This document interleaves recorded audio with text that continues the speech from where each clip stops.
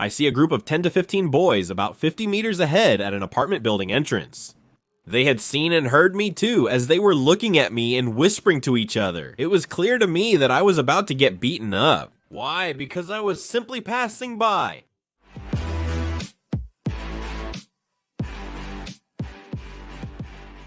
Hey, hi, I'm Gigi. Man, we're getting close to the end of the series. Today's episode is here, with the finale coming up next. It will show how I ultimately got my driver's license. But first, a quick recap. I was just over 18 years old when I started driving school with Adrian and his Dacia Liberta. His car was creaking from every part, just like his life, actually. He broke up with his mistress, then with his wife, and in the end, he chose to live with his mistress. No kids, no worries, no headaches. He alone knows he did the right thing. As for me, Adrian was a good instructor, but he was a bit hysterical when it came to his car. If you hit a pothole, you'd get scolded immediately. Previously, I accompanied Adrian to the psychological test. He handled everything there, including the envelope and the pocket detail. I passed the test with flying colors. Not that I couldn't have passed it for real, but they could have made things difficult. Anyway, the last meeting with Adrian was coming up and I still had to do the medical tests. Hey, but before we get to the story, let's talk a bit about the mechanism that keeps Romania running. About the glue that keeps up appearances and at the same time opens or closes doors. About bribes. And here I'm not talking about a tip, there's a difference. You give a tip because you want to, after receiving a service you are very satisfied with. A bribe is always given in advance, not willingly, but out of necessity due to how the system operates. To make sure you get the service you're already paying for. Of course, the bigger it is, the better you're treated. You get priority and are actually treated rather than being brushed off. Some of you will say that's not true, that you know someone who doesn't take bribes. And that's true, not everyone is the same, but the vast majority won't even look at you without an envelope. This applies to all state institutions. I have many specific examples, but I'll save them for another time. In our society, if you don't bribe the right people, you get reprimanded for using a service you're paying for. When treated with indifference and contempt, you may be seen as the aggressor rather than the victim. Being right doesn't guarantee you'll prevail. The one with more dough wins. It's good someone's taking it, brother, or I would have ended up in a really bad place. I could never give a bribe anyway. To slip an envelope full of cash into the pocket of someone who's already leaning toward me? I don't know, I don't like to beg, to kneel in front of the master. I'm ashamed, brother, and I'm ashamed for him too. Or her. To me, it's humiliating for both sides. And don't mention the low salaries. That's outdated and not the point. It's that communist mentality. Even if these people have millions of dollars, they still do the same thing, and many of them do, don't worry. If you're looking for a bribe, be direct about it. Put the amount on your office door so people know what to give you. That way, I have no problem. You ask, I give you if I can afford it. If not, I look for someone else who asks for less. But don't make me bow down to you like I'm nothing, because that won't work. Let's get to the story. I'm getting angry. Yeah, man, I was at the last driving lesson with Adrian. I was already driving alone. He rarely intervened. George, today we're taking a different route. I'll take you where you might pass the test. Okay, Adrian, let's go. I think we should do 1 or 2 more lessons, so we have time to do everything. I'll talk to your dad today. The next day I found out from my dad that I still had 5 lessons with Adrian. He fixed a few things on the car, but let's get back. We're on the new route, and halfway through the lesson, he tells me to pull over. I talked to your dad. We're going here to do the tests. Where? Here. Are they gonna take my blood too? I'm not afraid of needles, but I was thinking I might come out dizzy from there and not be able to drive anymore. Don't worry, they won't take anything. I'll handle it. I know the lady here. Adrian left. I went downstairs for a smoke. He returned in about 10 minutes and we got in the car. Hey George, have you ever tickled anyone before? I thought maybe he hit his head on something and went off the rails. Tickling may have happened when younger. Why'd I go there, idiot? To discuss the tests with that woman, to talk and to give her money, to tickle her a little, George. That's how things work. So, did you tickle anyone? No, I don't think so. Come on, then take this. The money is inside. You go to the first floor. There's a girl there. She's nice. Tell her I sent you. Give her the file and show her the money, too. I'm not going. You are going. That's how it works. Someone has to teach you. I can't, so you must go. We'll stay until you do. The first time is harder, but you'll get used to it. Say hello, compliment her hair, and give her this. That's all. I'm too embarrassed to do it. Take this and go, or you'll starve. I don't understand why he didn't leave those things if he left anyway. He spent 10 minutes there, forcing and even threatening to beat me up until I gathered my courage to go. It took me 5 minutes to walk 50 meters and climb 1 floor. I stalled as much as possible. When I arrived, I saw her at a desk with a guy. At first, I thought he was in line, but then I noticed him sitting on the desk. It was obvious he was either her boyfriend, husband, or a coworker with whom she had a relationship. So I turned back, realizing why Adrian might have sent me. I got in the car and he asked, "What did you do?" "You didn't leave it? Another guy was there and didn't leave. Go back and do as I told you." In front of that guy. "Okay, fine. Come on, get going. I'll go tomorrow when she's alone. We won't come around here again. We can go elsewhere. Join me at least. Georgia, she and I have been together before. She's slightly overweight, but it's all right. She helped me with a lot of things. That guy is with her now. He knows me. I don't want any trouble." I was unsure if he was being honest, as he often sought trouble, but he appeared credible, and even if he leaves, you'll still go. "Georgia, you need to learn this too. It's not that hard." I don't know why, but Adrian, besides driving, felt it was his duty to teach me other things too. Almost every hour with him was a life lesson, from girls to road rage. I'm not saying no, I learned some useful things, but also a lot of impractical nonsense, and I'm going again. I walk up the stairs slowly, listening. I could hear someone talking in there. It was clear that guy hadn't left yet. And I gather my courage again. I go to the office there. "Hello, good afternoon. For tests?" "Yes, but can you come here for a moment?" "Where should I come?" "Just a bit closer. I want to tell you something." "Adrian sent me. Come here for a moment." I could already feel myself blushing. She looks at him. He looks at her. "Go, talk to the guy." She approaches and we step aside. "Adrian sent me to give you the file, and these guys?" I went to open the file, but right then she pulled on it and the money fell on the floor. She and I both turned red in the face while the other guy laughed. I quickly picked up the money from the floor, stood up, and tripped. Everything went flying all over the place. He jumps in, we pick up everything. I hand him the file and the money that was in my hand, asking, "What's with these?" "Adrian sent me to deliver them to you. I left them on the desk and left, as I don't engage in such activities." I felt utterly devastated and can't even remember how I reached the car. I go in, Adrian was laughing. "Done. Did you take care of it?" "Yeah, I left them on the desk. I told you to give them with the file." "Be discreet, George. They fell for it. You said you talked to her, and she refused to take them. She's just like you. She's embarrassed to take them." "Are you embarrassed to give them?" "I said I wanted to fix both of you." And that story about that guy. Who was he? He could be a colleague, not sure. But yes, I slept with her. I'll call her now.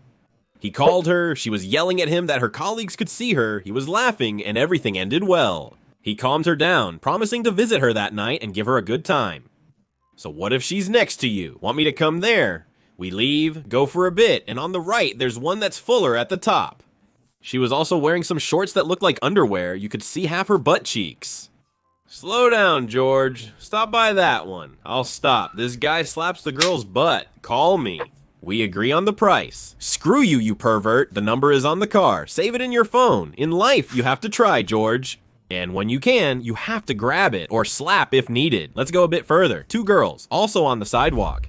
"Stop next to them. What are you doing, girls? Do you like what you see?" They say nothing. "Move over a bit. He's George." "I'm Adrian. Want a ride?" They laugh. "Do you have licenses? Let me out." "Come on, George." I didn't get out, but he talked to them there and came back with one of their phone numbers. He totally charmed her, man. "Why didn't you come? You're foolish. In life, you must give to receive. Everyone has a price and something to offer." Another life lesson from him. He had many. "I'll find one for you too. I know what you need." And we'll walk a bit more, and to the bus stop, a pretty elegantly dressed woman around 25. "Do you see her? Which one?" "The elegant one. That one's for you." These girls are wild in bed. They're a bit snobbish. They mess with your head, but you just sleep with her a few times and that's it. Pull over here on the right. I'm pulling over. I thought this crazy guy was going after her too. You go to her, ask if she has the time. You thank her, give her a little compliment without coming off as rude. Then you get in the car with her, drive her to wherever she's getting off. What's next? How do I return? I'll trail behind you, George. Go ahead. Adrian persuaded me. He had this kind of persuasive power. It was like he hypnotized you, damn it. I go down, head toward the station, but the bus comes and she leaves. Don't worry, there are plenty of other options out there. Your problem is that you're putting these girls on a pedestal. You're better than them. We are the hunters, they are the prey. You have elevated women too much. Bring them down. It sounded like Dom speaking. They had similar thoughts, which I mostly agreed with. He then shared about his womanizing ways until the session ended. He juggled 5 women simultaneously, deceiving them effortlessly as if it were a game. His exploits could have been made into a film. He had plenty of material. I don't know how much of it was true and how much wasn't, but does it even matter, man? I arrived where he dropped me off. We agreed to meet again around 8:30 post-meridian for another session. Around 8 I was there. At 8:30 I got behind the wheel. He took me where he thought I'd have the driving test, and around 10:20 I finished the session. He gets behind the wheel and says, "Should I drop you off here, George, at the tram stop?" "Yeah, leave me here." "Are you sure you don't mind?" "It's like it's late." "No, why? It's fine here. Ever since he moved in with his mistress, he wasn't on my way home anymore." He lived across from me and would drop me off when there were no more students after me, as it was more convenient for him. He had dropped me off before, but never this late at 10:30. Don't miss the tram. See you tomorrow. Alright, bye, Adrian. He leaves. From there, I took a tram for 4 or 5 stops, then changed to another one. He usually dropped me off with about 3 stops left to my destination. I went to the station and waited, but nothing came. It wasn't coming anymore. I kinda needed to pee too. I was about to go behind some bushes, but then the tram arrived. I got on it, but after 2 or 3 stops, I couldn't hold it anymore. I got off to take care of my needs. Now I knew that was the last tram. I had to walk 2 stops on foot. Then, from there, I could catch a car or something, since those ran later, so I started walking slowly. It was completely quiet around there, man. It was also a less busy area, and back then, the traffic wasn't like it is now.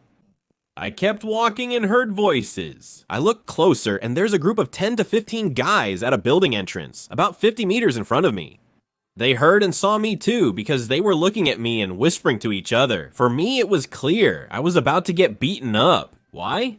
Just like that, simply because I was passing by, and as I was walking slowly, I was thinking about what options I had. I could have turned back, but it was late, nighttime, I didn't know another way, plus I could have run into others, just like these guys. Walking on the opposite sidewalk could have resulted in the guys coming after me. I would have shown them I was scared, and most likely they would have caught me. I could have kept walking, in which case I had a 50-50 chance to get away, or I could have walked right through them. I walked on the sidewalk and passed right through them. They fell silent, staring foolishly, having no idea who I was. I did that to show my fearlessness and leave them in awe, questioning my identity. I must be someone important, right? Otherwise, I wouldn't have had that kind of nerve. And I walked. I passed confidently right through them. I could hear whispers behind me. "Who is he? Do you know him?" I got about 20 meters away and I heard, "After him! Catch him!" Flash is nothing compared to this, man. I put my legs to work. It was like I wasn't even touching the ground. I had a little engine running on Microsoft Disk operating system. They gave up after 200 or 300 meters. My years of playing soccer paid off, giving me a good lead. I got to the bus stop, and in less than 2 minutes it came, and I went home. The next day, during class with Adrian, he asked me if I got home safely. Yes, but some guys followed me. Who? Where? I'll stomp on them. 2 or 3 stops from where you dropped me off. I told him everything that happened. That took guts, George L. If it hadn't worked, I would have fought back and fled. We're going there after them. Damn them. I passed by, but no one was there. Where could you find them? I kept driving. If you pass the written test, talk to your dad to arrange something for the driving test. Otherwise, you won't pass. Or if he wants, I can arrange it myself, but let me know. I'll definitely pass the written test. I like that you're optimistic. I'll visit your dad's place tonight. He spoke with my dad, who advised trying it out before making a decision. With only a few days left until the exam, I started studying hard, going through the material one more time. I even did all the tests, and on all of them I got 25 or 26 points. I struggled with questions about offenses, penalties, and fines. But for the rest, especially those about right-of-way and which car goes first, I was an ace and didn't get any wrong. Because I understood them, I learned them logically, not by heart. Hey, the end of the series is coming up. An interesting tale, in my opinion. Adrian didn't cure my aversion to bribes. Even now, I find it degrading to give bribes or keep money in my pocket for that purpose. Adrian appeared rough and uncouth, but there was more to him. He was intelligent, keenly observant of human behavior, and adaptable to his audience. He could be the crude villager who swears and slaps girls, or the intellectual conversing with doctors and professors in their jargon. You could learn a lot from him, both good and bad things. The key was knowing how to apply them. From him, I learned that you have to talk to people at the same level and treat them the way they treat you. You have to show respect even to a homeless person. If he gives you respect, you should also stand up to a doctor, teacher, or politician if they deserve it. It's not your social status that earns you respect, but your character. At least that's how it should be in a normal world. In today's world, money attracts leeches who will do anything, even kissing your cheeks, for a few dollars. Until next time, we'll meet when we see each other. Bye.